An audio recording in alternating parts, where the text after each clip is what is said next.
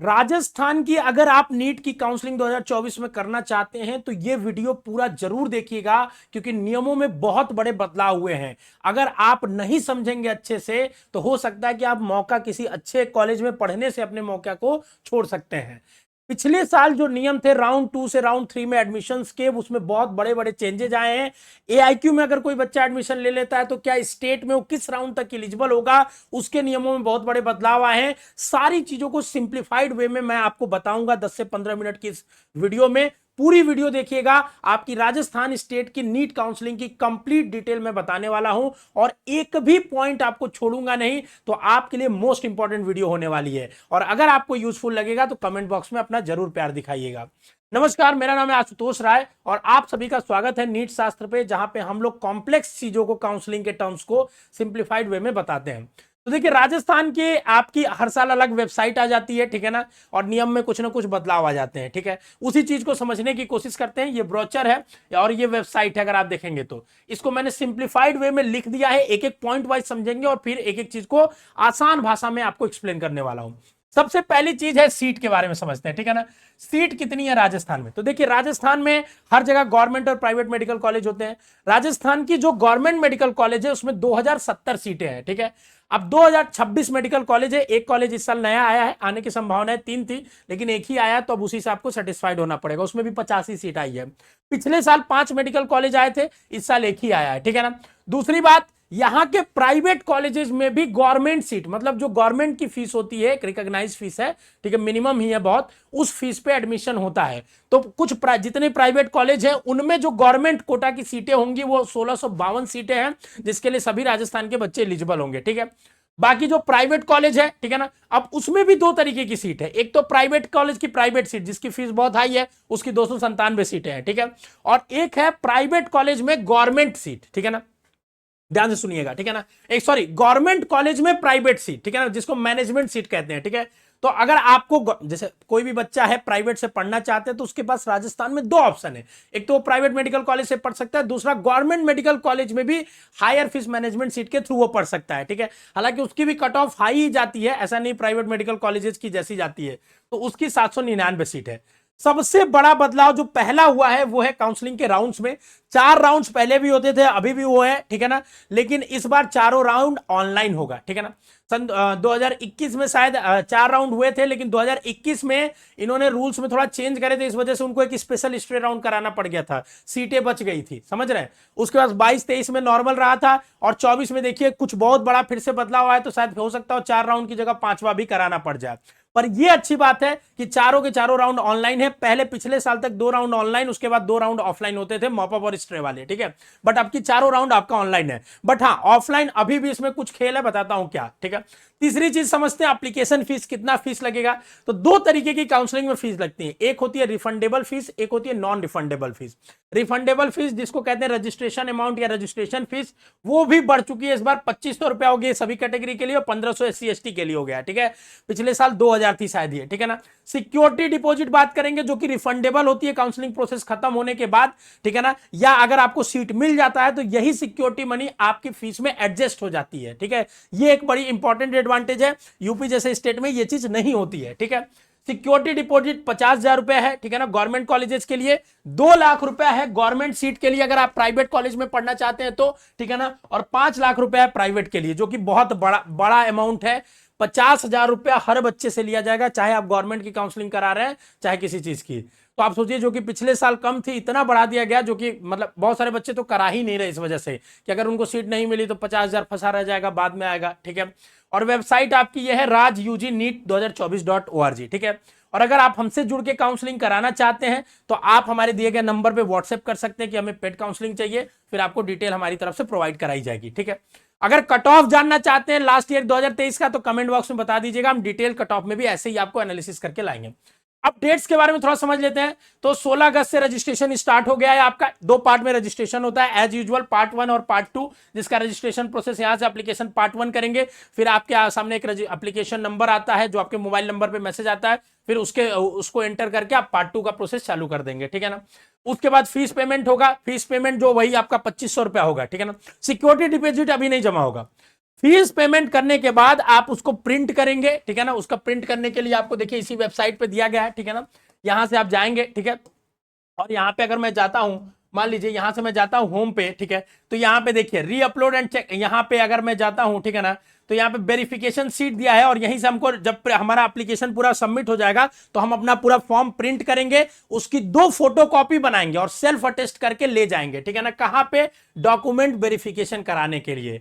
राजस्थान में फिजिकली जाके document verification कराना पड़ता है, ऑफलाइन।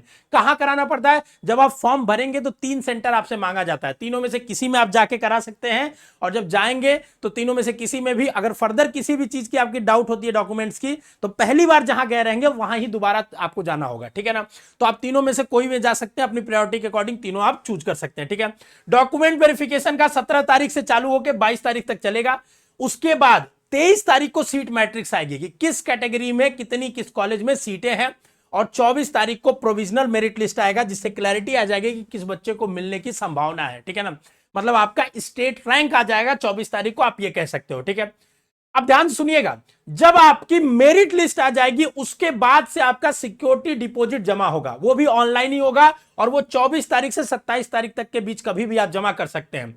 जब आप सिक्योरिटी डिपॉजिट कर लेंगे 50,000 रुपए गवर्नमेंट के लिए, तब आप चॉइस फिलिंग कर सकते हैं उसके बाद से, और चॉइस फिलिंग उसी दिन से 24 से 27 तक वैलिड रहेगा। तो आप चॉइस फिलिंग करेंगे, कॉलेजेस के ऑर्डर को अरेंज करेंगे, प्राइवेट या गवर्नमेंट जो भी आपको करना होगा, ठीक है। उसके बाद फर्स्ट राउंड का रिजल्ट 29 तारीख को आएगा, 30 तारीख को अलॉटमेंट आएगा, और 30 से 5 के बीच में आपके पास समय होगा अलॉटमेंट प्रिंट करने का। उसके बाद आपको कॉलेज में जाना होगा, ठीक है ना, एसएमएस जयपुर जाकर फीस जमा करना पड़ेगा आपको। फीस तो ऑनलाइन ही जमा होगी, एडजस्ट हो जाएगी। फिर रिपोर्टिंग जो होगा, ठीक है ना, रिपोर्टिंग आपका 30 से 5 तारीख के बीच में होगा, वहां पे आपको रिपोर्ट करना पड़ेगा। रिपोर्ट करते वक्त सारे ओरिजिनल डॉक्यूमेंट चाहिए, ध्यान दीजिएगा, ठीक है ना, और एक ही 2 फोटो कॉपी चाहिए हर डॉक्यूमेंट की लिस्ट भी दूंगा लास्ट में मैं आपको, ठीक है। और साथ में सेल्फ अटेस्टेड होना चाहिए, अपना साइन किया हुआ होना चाहिए, ठीक है। डॉक्यूमेंट वेरिफिकेशन सबके लिए मैंडेटरी है, 3 सेंटर आप चूज कर सकते हैं, पहले ही बता दिया। अब थोड़ा एलिजिबिलिटी की बात कर लेते हैं, तो सबसे ज्यादा कंफ्यूजिंग होती है, ठीक है ना। राजस्थान में 11 तरीके की एलिजिबिलिटी क्राइटेरिया बनाई गई है, ठीक है ना। बुलेटिन में पूरा लिखा हुआ है, मैं आपको आसान भाषा में समझा देता हूं। जो भी लोग राजस्थान में 10 साल से ज्यादा रह रहे हैं, 10 साल से ज्यादा से, और उनके जो बच्चा है वो 5 साल से राजस्थान में पढ़ाई कर रहा है, तो वो कैटेगरी 1 में फॉल करता है। जो लड़का या उसके घर के लोग 10 साल से ज्यादा से राजस्थान में रह रहे हैं लेकिन वो पढ़ाई नहीं कर रहा राजस्थान में, कहीं आउटर स्टेट में दिल्ली एमपी कहीं भी जाके कर रहा है, तो वो कैटेगरी 2 में फॉल करता है। मैक्सिमम लोग कैटेगरी 1 और 2 में फॉल करते हैं, उसके अकॉर्डिंगली कैटेगरी 1 से लेकर 10 तक है, ठीक है ना।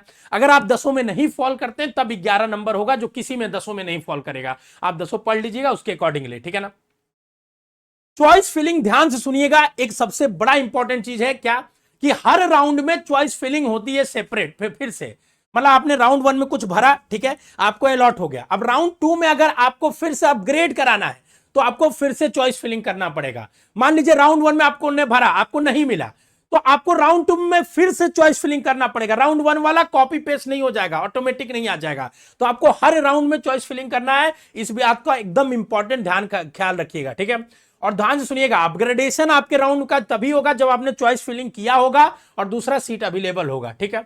बॉन्ड आपको पता ही है 2 साल का बॉन्ड है, 10 लाख का, ठीक है ना। और सीट रेजिग्नेशन अगर आप बीच में कभी पढ़ते वक्त छोड़ते हैं तो 5 साल की आपसे पूरी फीस ली जाएगी, ठीक है।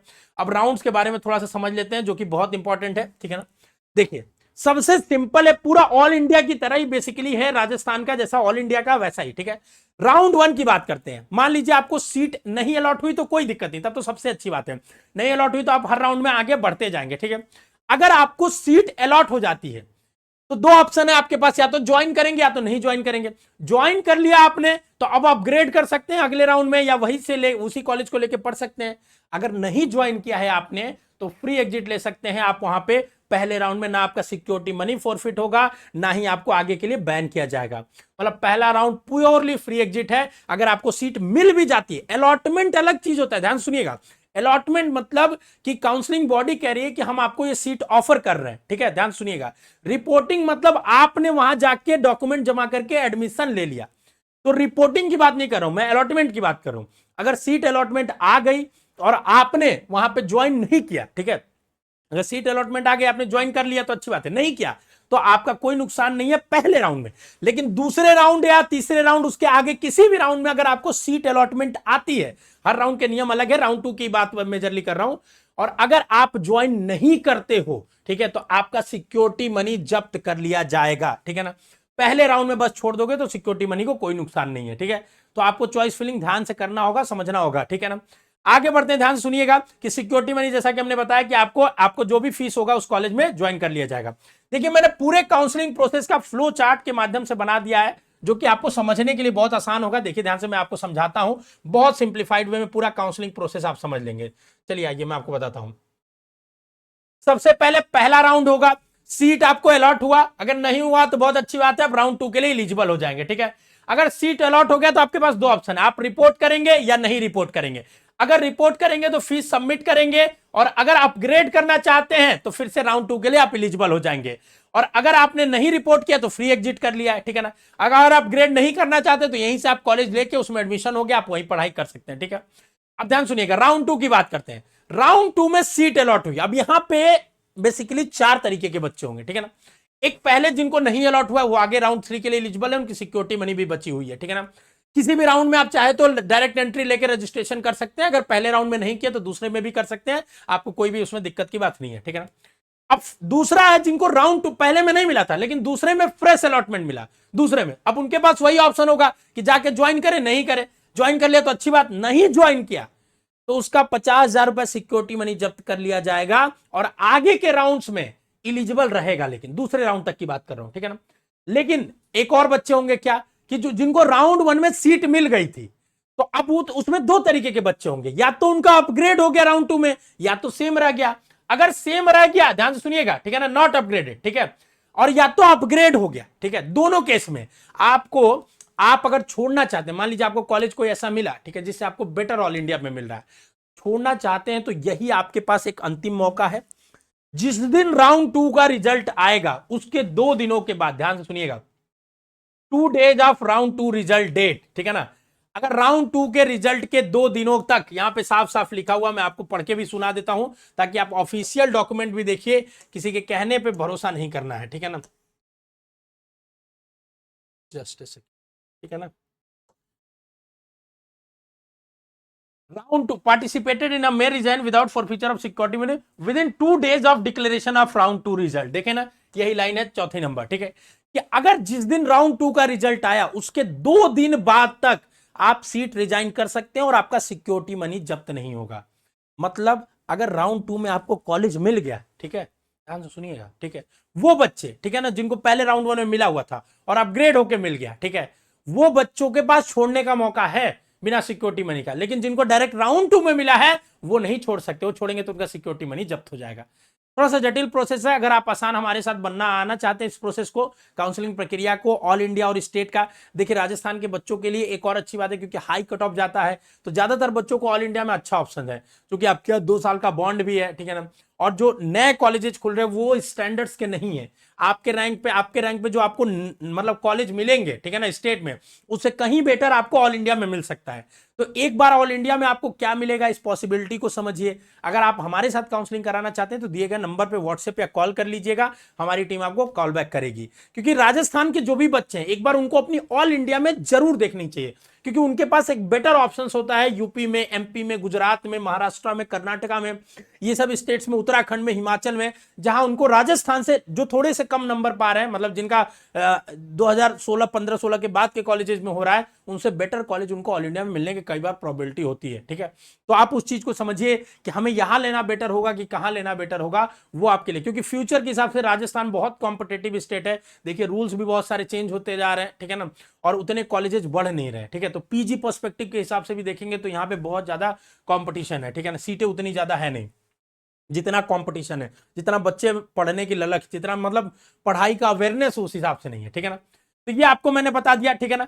एक सबसे इंपॉर्टेंट चीज है, ध्यान से सुनिएगा, कोई भी बच्चा राउंड 2 के रिजल्ट के 2 दिन बाद अगर वो राजस्थान से सीट ले चुका है तो वो रेजिग्नेशन नहीं दे पाएगा राउंड 3 4 किसी भी राउंड में, ठीक है। इससे भी ज्यादा इंपॉर्टेंट एक रूल आ चुका है जो इस बार के बुलेटिन में, वो क्या है, यहां पे ध्यान से सुनिएगा, जिससे आपके मन में सबसे बड़ा उदासी आ जाएगा कि no candidate can join 2 college at same time at the time of round 2 और 3 ऑफ अलॉटमेंट प्रोसेस। मतलब जब स्टेट का राउंड 2 का अलॉटमेंट होगा और अगर आपने ऑल इंडिया में ऑलरेडी अलॉटमेंट ले लिया है, मान लीजिए स्टेट राउंड 2 जब होगा, ध्यान से सुनिएगा, स्टेट राउंड 2 होगा तो उससे पहले क्या हुआ रहेगा, ऑल इंडिया राउंड 2। मान लीजिए आपको ऑल इंडिया राउंड 2 में कोई सीट मिल गई, और अगर सीट मिल गई, आपने एडमिशन ले लिया, तो आप अब स्टेट के राउंड में एलिजिबल ही नहीं होंगे। मतलब स्टेट राउंड 2 तक अगर आपके पास कहीं भी कोई सीट है तो आप एलिजिबल नहीं है राउंड 2 राउंड 3 आगे किसी भी काउंसलिंग में स्टेट के।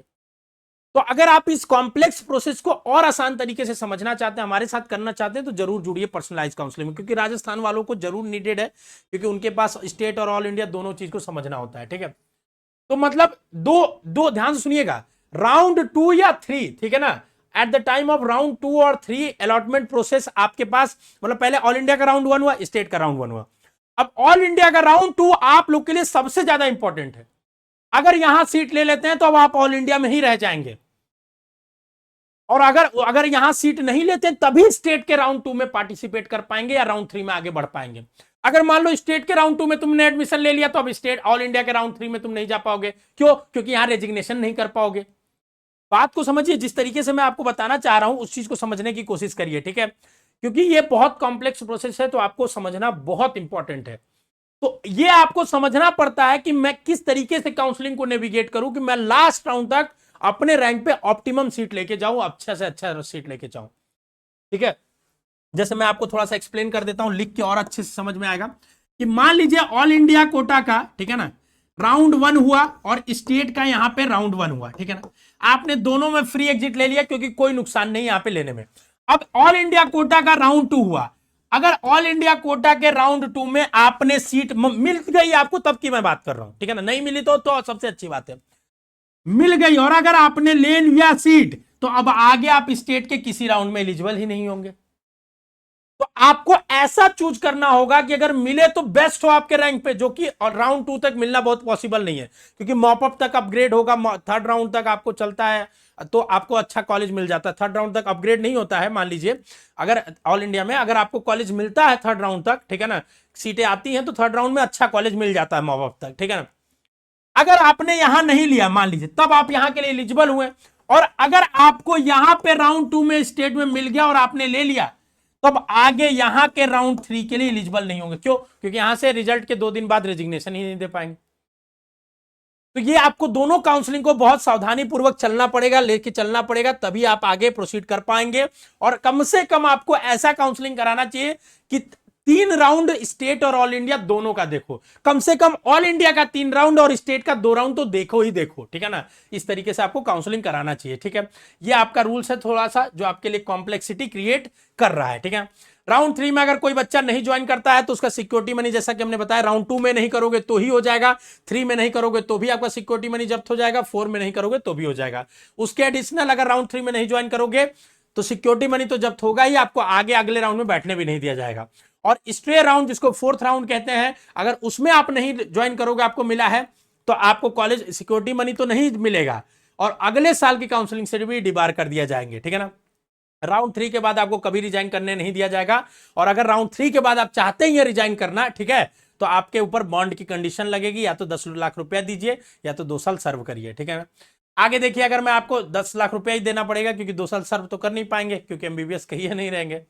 उसके बाद देखिए, ये आपकी डॉक्यूमेंट्स की लिस्ट है, जिसको आप चाहें तो आप स्क्रीनशॉट भी ले सकते हैं। ठीक है ना, और चाहे तो वेबसाइट से भी ले सकते हैं। ठीक है ना, यही आपको चेकलिस्ट डाउनलोड करके प्रिंट करके ले जाना होगा वहां पे डॉक्यूमेंट वेरिफिकेशन के टाइम। और ये एक चेकलिस्ट फॉर्म है जिसको आपको भर के ले जाना होगा, और वहां पे जब जाएंगे यहीं पे आपको कैटेगरी अपनी लिखनी होगी 1 to 10 में, जो भी 11 में होगी। ठीक है ना, डेट ऑफ बर्थ और 12 की मार्क्स लिखना होगा, और डॉक्यूमेंट आपका वेरिफिकेशन होगा। हर राउंड में रजिस्ट्रेशन और डॉक्यूमेंट वेरिफिकेशन होगा, मतलब पहले दूसरे तीसरे में।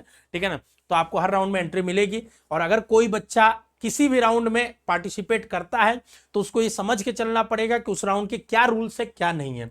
हमने आपको सिंप्लीफाइड वे में समझाने की कोशिश की।